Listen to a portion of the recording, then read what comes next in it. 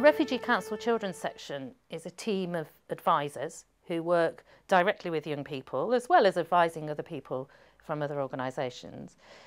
But their main role is to work with a child through the asylum process and to help them access anything they need. They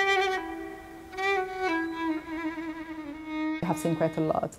They have seen their loved ones being killed, and they have seen their houses being bombarded. And then not only that, when they leave their country and they reach to safety, it will take ages and ages. That might take around a year. Some of them are attacked, some of them have lost their loved ones as well en route to safety. The first thing is, once they are in safety, no one is chasing them, is to look for food, and they start begging, for example. I have no one. Friends, family, nothing. Social services will refer them to us sometimes. Okay, we have those referrals. Yeah. I think they look urgent, look at it. But most of the times is the UKBA. They refer us all unaccompanied minors. When did you come to this country? 5 days. Where have you been in those 5 days? Do you know the address? No. In our initial assessment, we check their well-being. That's the first thing. Have you eaten today? No. Often children are in need of basic practical help when they get here. This is our classroom. You can choose whatever you want from here. Look at it.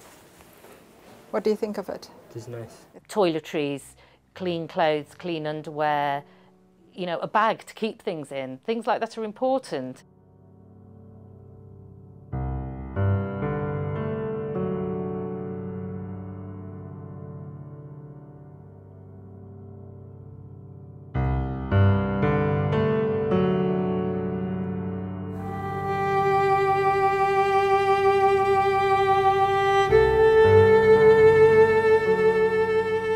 Some men came up to us and told us they could make us have a happy life.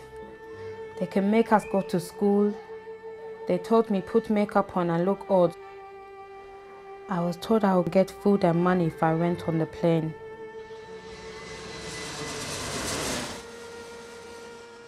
You're not allowed to just bring children across international borders, so they will often have documentation that says they're adult. Girls as young as 13 are made to work in brothels.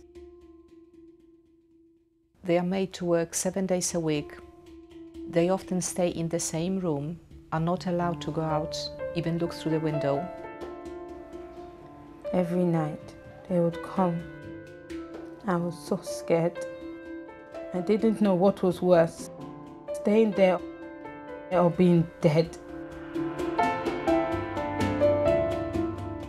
The victims are referred by a variety of sources to us.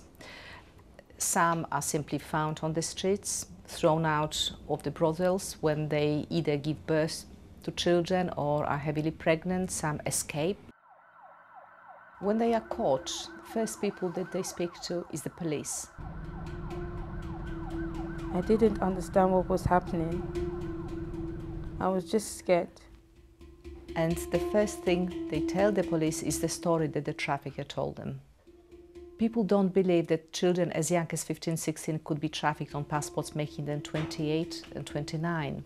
In this case, the girls are housed by organizations that are specifically set up and funded by UKBA to house victims of trafficking. Once they discover or possibly suspect that the victim is a child, they contact me. How are you feeling today? Just very sad. Very sad. What makes you sad? I don't know what's going on. It may take a while, but my role is to make your situation in your life better. I work with girls like you, girls that have been trafficked to this country, and I try to make their lives better. I know it's hard to understand that it can happen, but it does happen.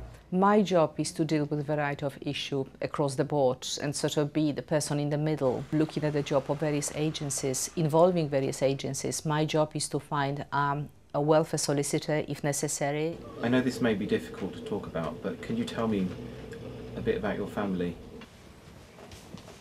My mother and my father are dead. This is one of the most important pieces of work that we do. The girls have to be represented by immigration solicitors and most by welfare solicitors, and this is my role to ensure that they are well represented and the solicitors do the best possible job. It's the particular expertise and experience of working with the girls and young women and knowing the situation and having got their trust that they will tell you about those most horrific experiences and tell you the truth, and they've probably never been able to do that before. Once you start helping those children and they could see the practical help you are giving them, so you will be trustworthy and they will come and tell you everything.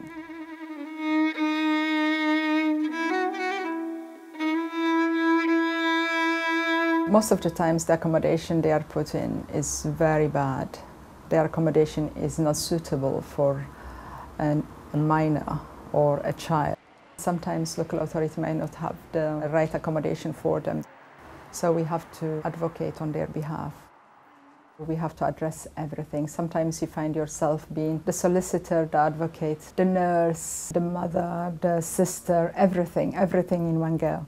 They work in the asylum process with legal representatives, they go to court with children, they work on their support needs, their educational needs. Most of those children have never been to school at all.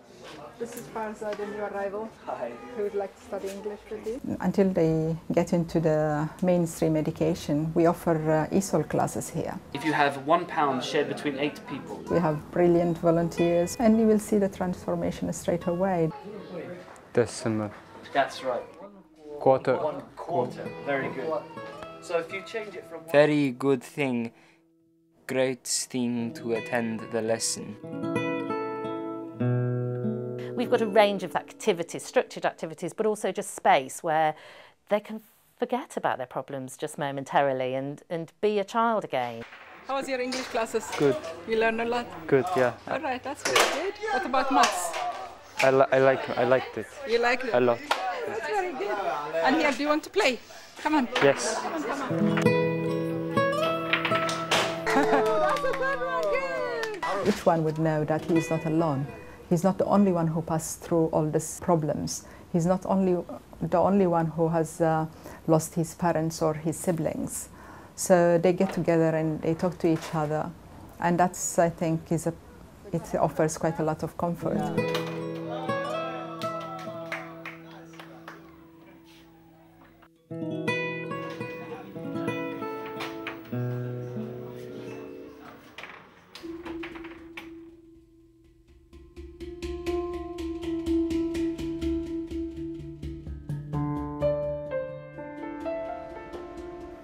I have no home. Everybody gone.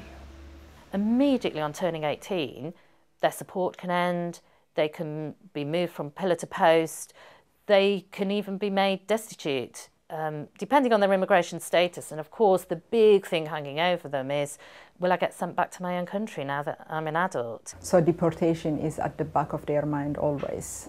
So they go back to the sleepless nights. I'm scared of sent back to my home.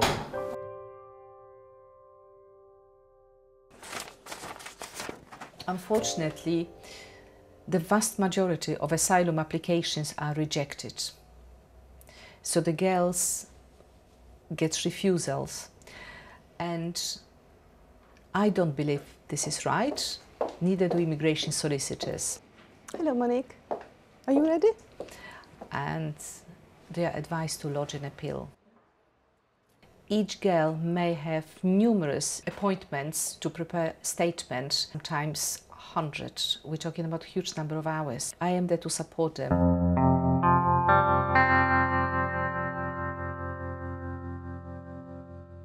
Getting status, it's absolutely wonderful. The girls change. And I worked with girls that were so traumatized that I thought I will never, ever get there. And they now absolutely wonderful, doing well in colleges, looking after the children, living alone, still coming here and telling me how well they are doing.